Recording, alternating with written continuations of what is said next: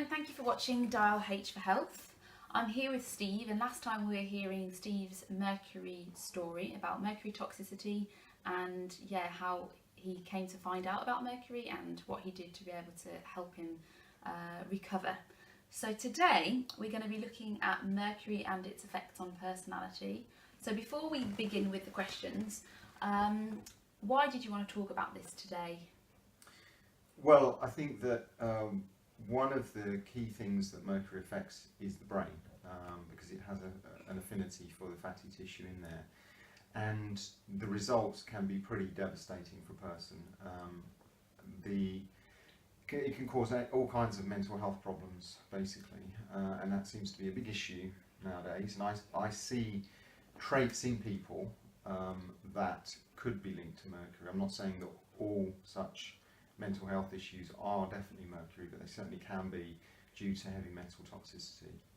Excellent. So if anybody's watching this video today, and I know later on you're going to list some symptoms of the personality, then it could very well be because of mercury. So it's good for a range of people. Yes, my general rule is mercury is suspect number one. If you can rule it out, then great, but if you can't, then you need to take steps to deal with it. Great. Okay, so let's get started. So, question number one is, what happens in the brain for mercury to affect personality? Well, in general, in the body and the brain, mercury gets or it attaches to organs where it shouldn't be, and therefore can cause deficiencies just by being there, and those organs then start to malfunction. So in the brain, one of the things that it will affect is the neurotransmitters. So things like serotonin, dopamine, norepinephrine, and GABA, and they can all affect mood and emotions and that kind of thing. Okay. So when did your personality begin to change, and how did that present itself?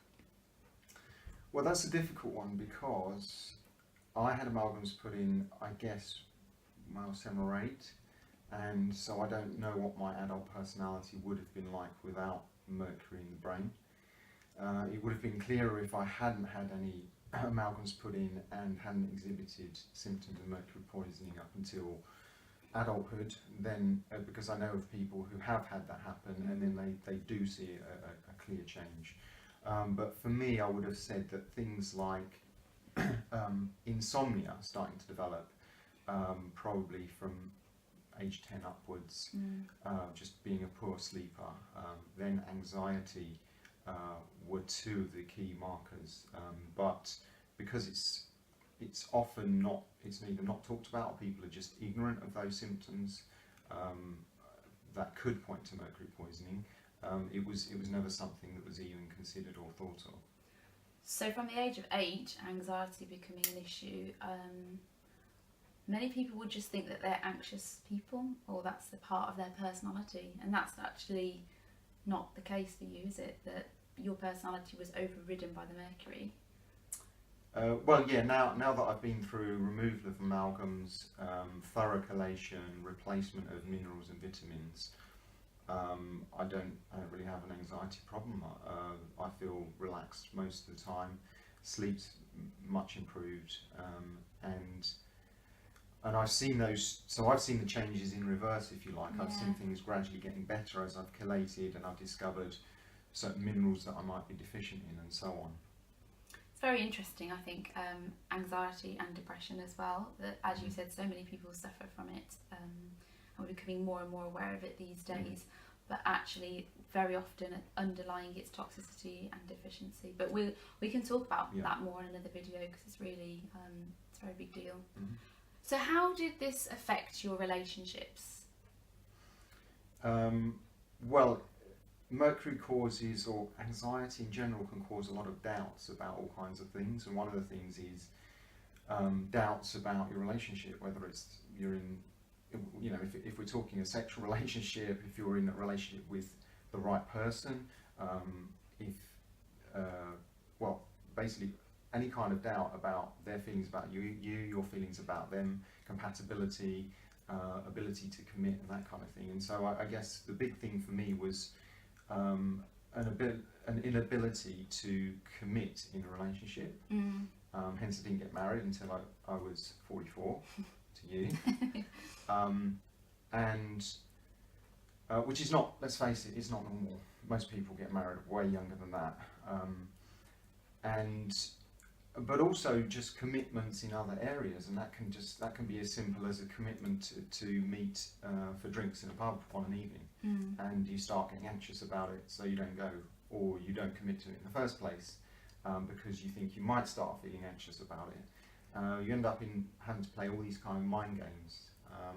Part of my list includes inability to commit, and that can affect relationships, responsibilities, meetings, whether in work or outside of work, social events and holidays.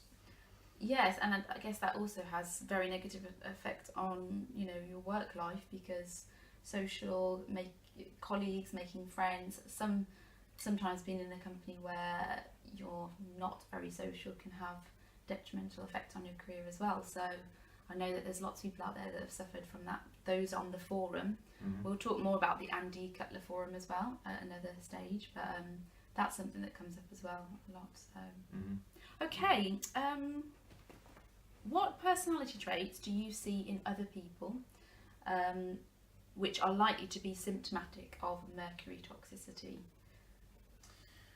Well, yeah, that's a long list, and that's why I've actually got my little booklet here, so I can read the list off, because there's so many. There's more than this list, but I've noted 10 or 11 here. And these are the ones that you see often in people that you know have mercury toxicity, or that is just common of? I like to observe people. I'm just a curious person by nature, I think. But having been through what I've been through, it's all the more interesting to just kind of analyse and see where other people are at. Yeah. And because, again, it's such a hidden thing, somebody could go through their whole life, or most of their life, and not have any inkling that they have chronic mercury poisoning. But there are telltale markers, and because I've read up on them and because I've experienced many of them myself, I can often spot them in others. And then I might, if I know them well, I might sort of probe and find out about, do they have amalgams, have they had amalgams, have they had any sort of mercury exposure. It could have been through many vaccines. Many vaccinations with thimerosal. It could have been through excessive fish consumption. It could have been through their mother, who had many amalgams, for example. Exposure to thermometers, playing with mercury as a child. I've heard stories of people doing that. And there are a number of other, I guess, less common sources, but if they've had any of those potentially, then they're a candidate for chronic mercury poisoning, unfortunately. Okay then, so let's hear the list. Right, so we've got introversion.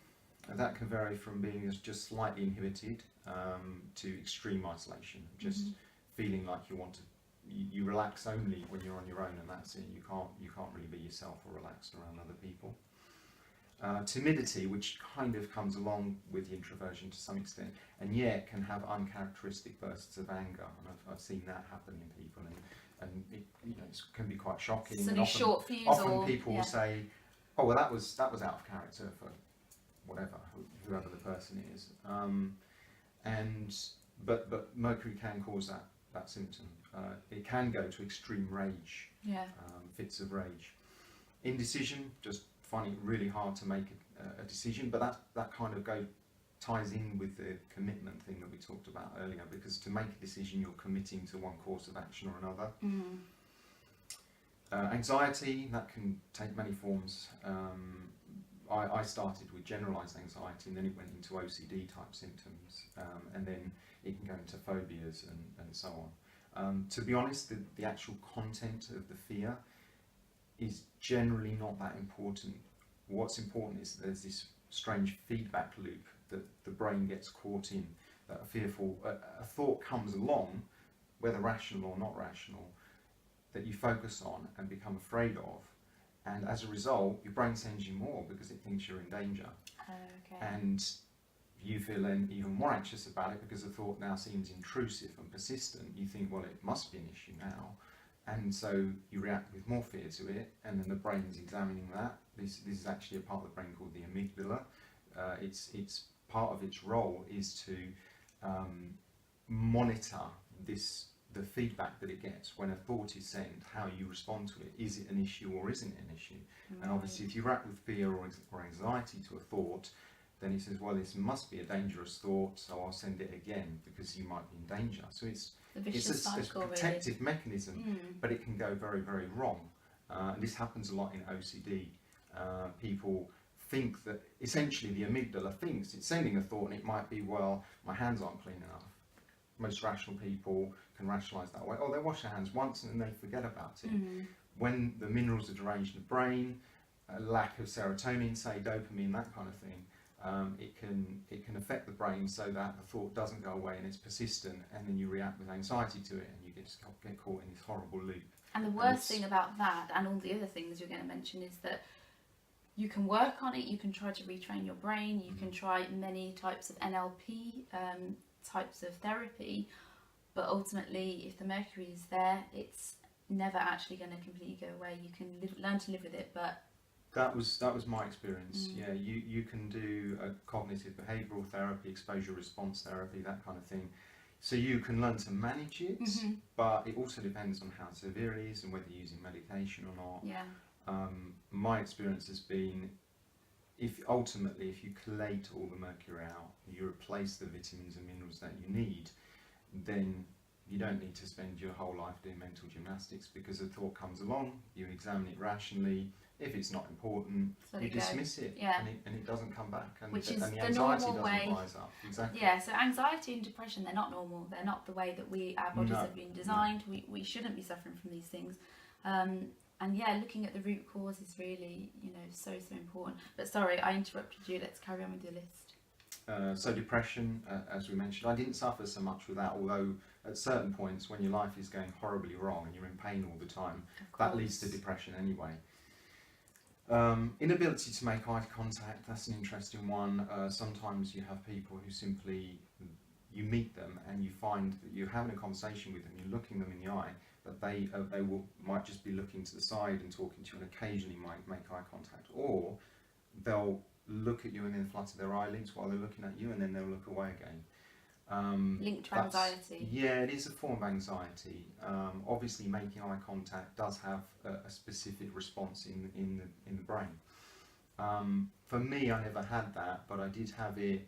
Say when I was doing public speaking, I had to give a presentation. I found it very hard to look at individuals in the room in the eye, when because they were focused on you. I'd get into a flap and I'd forget what I was supposed to say and so on. So instead, I learned a technique of, say, looking over their heads, so that while I'm doing that, it looks like I'm looking around the room, but I'm not having to make eye contact. Oh, okay. Not imagining their underwear, which is some.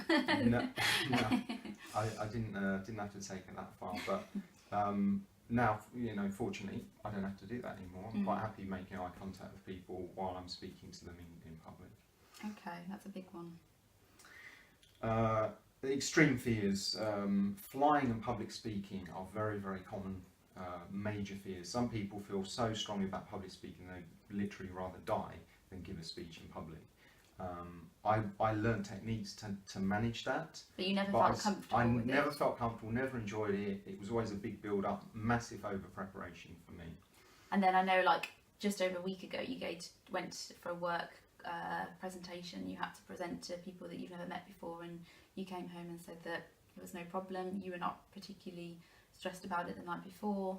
So the contrast is massive, isn't it, really? Yeah, exactly. Take the mercury out, fix the brain, and life gets so much easier. Other fears, authority, fear of authority figures, whether it's the boss at work or the law or parents, that kind of thing. Fear of failure, which can lead you to basically doing not very much and being a very low achiever, because you're always afraid to take on anything that you might perceive as any sort of challenge, because you could fail and it would be terrible. Wow. Whereas if you look at people who've achieved amazing things in their lives, careers or whatever, often they've taken great risks, and sometimes they've failed, but they were prepared to take those risks and prepared to accept failure. And then other fears, general phobias. Or, as I said before, the content of the fear is not really so relevant. It's going to vary from person to person. So you might be afraid of spiders, and I might be afraid of the dark. I can't understand what the big problem is with spiders, and you can't understand what the problem is with the dark. That's not the issue. The issue is that at some point, the amygdala has made the association in your mind between spiders and fear, and then it gets into that loop. It's totally illogical, but yeah, it's in the brain. Obsessive compulsions we've mentioned. I'm not an expert on that, but I did learn to manage it.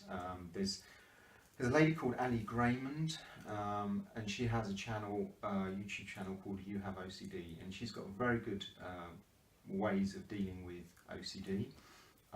So she actually helped me along the way, and I would say if anyone's struggling with that, I'd recommend that they look into the work that she's done. However, if the root cause is mercury poisoning, you still want to get rid of that mercury, and then you don't have to apply any techniques. So I'm not using techniques now because I feel relaxed.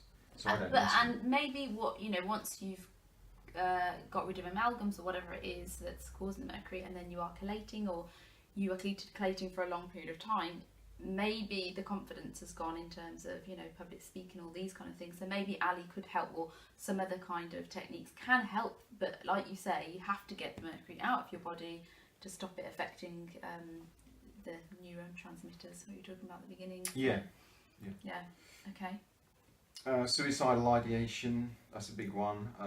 I never got to the point where I attempted to commit suicide, but with all the things, I think there's a couple of factors there. First of all, you're suffering intensely anyway, and I think if you suffer for years and years and years with no light at the end of the tunnel, many people are going to start thinking maybe suicide is just the way out for me, because I'm in pain all the time, for example. I'm always suffering all the time. I have this anxiety.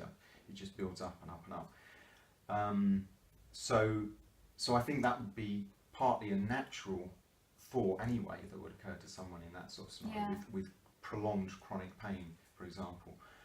On the flip side, it is known that mercury in the brain can cause depression, malaise, negative thoughts, which can lead you along that path anyway. Right. So I remember, I guess at my worst mentally, I might have been so low or so anxious that I would sort of think about how I might take my own life, and so I refer to suicidal ideation. One of the Facebook groups I'm involved in, relating to recovery from mercury poisoning, unfortunately some people have taken that path. So it's can be a very real thing, a very real risk, not to be underestimated. Definitely. Inability to form close relationships, because your brain can be filled with negative thoughts because everything's out of balance. You tend to, instead of seeing the best in people, you tend to see the worst in people, as well as yourself. It can be, or you just view others as negative all the time, and if you don't do things the way I do things, or see things the way I see things, then you're not worth being a friend, or you're not worth associating with. Also, there's that commitment thing which you've spoken about before. It can be very hard to develop a good, close, strong relationship with someone if you're ducking out of responsibilities and commitments all the time. And the final one was the inability to commit, but I won't repeat myself on that one.